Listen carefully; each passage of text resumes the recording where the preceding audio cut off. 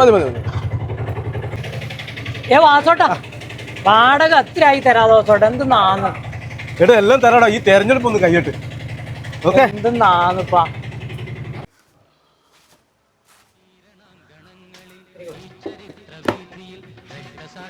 കാത്തിച്ചാ ഒരു ചായ. കാണാനില്ലല്ലോടാ. തിരക്കല്ലേ കാത്തിച്ചാ? അല്ലേ നമ്മുടെ സ്ഥാനാർത്ഥി?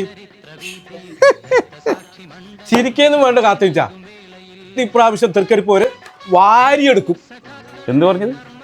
ജയിക്കുന്ന കിനാവാന്ന് മോനെ, ഒരു കിനാവ്. എന്നാ നമുക്ക് കാണാം. ഒന്നും കാണാനില്ല. ആരാണെന്നും അയാളുടെ ഉദ്ദേശം എന്താണെന്നും ഈ നാട്ടുകാർക്ക് മൊത്തം അറിയാം. എന്തെന്നറിയാൻ?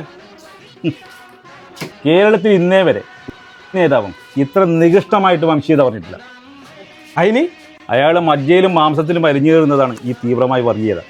അതൊരു ത്രിവർണ്ണ പതാക ഉറപ്പിച്ചുകൊണ്ടൊന്നും മാറ്റം വരാൻ പോകുന്നില്ല. പിന്നല്ലാതെ പച്ച മനുഷ്യന്റെ കഴുത്തിലെ ടയറിട്ട് കത്തിക്കണമെന്ന് പറഞ്ഞവന്റെ മനസ്സിലെ വിദ്വേഷത്തിന്റെ ആഴം നമുക്ക് ഊഹിക്കാൻ കഴിയുള്ളൂ. ആ സുധീഷ് മിന്നി മുമ്പ് ആരായിരുന്നു? ഇപ്പൊ നിങ്ങളുടെ കൂടെ അല്ലേ?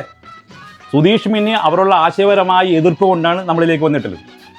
അയാൾ നൂറുകണക്കിന് വേദികളിൽ ശക്തമായി പ്രസംഗിച്ചിട്ടുണ്ട്, പുസ്തകങ്ങൾ എതിർ പ്രചരിപ്പിച്ചിട്ടുണ്ട്. ഈ എപ്പോഴെങ്കിലും അവരുടെ ആശയത്തിനെതിരെ എവിടെയെങ്കിലും സംസാരിച്ചിട്ടുണ്ടോ? ലോകത്തിലെ ഏറ്റവും വലിയ ചാരസംഘടനയായ മൊസാദിന്റെ പരിശീലനം കിട്ടിയ സംഘടനയുടെ ആളാണ് അയാൾ. നിങ്ങളെ പ്രസ്ഥാനത്തെയും കൊണ്ടേ പോകും. പക്ഷെ ഞങ്ങളത് ആഗ്രഹിക്കുന്നില്ല കേട്ടാ. കേട്ടോ വാസു, ഇതിനപ്പം നിനക്കെന്ന് പറയാനുള്ളത്? വെറുതെ അവരുടെ വാക്കും തൂക്കിയിട്ട് നടക്കണ്ട, അവരെ നിങ്ങൾക്ക് അറിയാനിട്ടാണ്.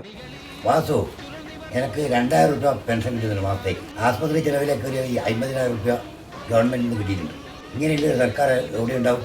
പിണറായി സർക്കാർ അല്ലാതെ. ഉത്തരം മുട്ടുമ്പോൾ കൊഞ്ഞനം കുത്തുന്ന 10-30 വർഷം മുമ്പ് നിങ്ങളെ ഘടകകക്ഷി കേരളത്തിൽ അങ്ങോളം ഇങ്ങോളം നമ്മളെ തല്ലിക്കൊല്ലാൻ ശ്രമിച്ചപ്പോൾ നിങ്ങൾ പറയുന്ന ഇതേ പിണറായിയുടെ പാർട്ടിയാണ് നമുക്ക് സംരക്ഷണമായിട്ടുണ്ടായിന്. പണ്ഡിതരുടെ കോലം കെട്ടി ചെരുപ്പുമാല എണീച്ചു, അവരെ കോലം കത്തിച്ചു. ഓർമ്മകളെ നമ്മൾ മറവിക്ക് വിട്ടുകൊടുക്കാറില്ല കേട്ടോ.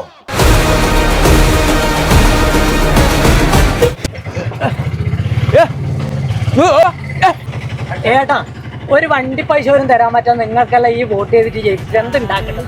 ഒന്ന് പോപ്പാണ്. നാളെ രാജാവ് എന്നും ജേതാവ്.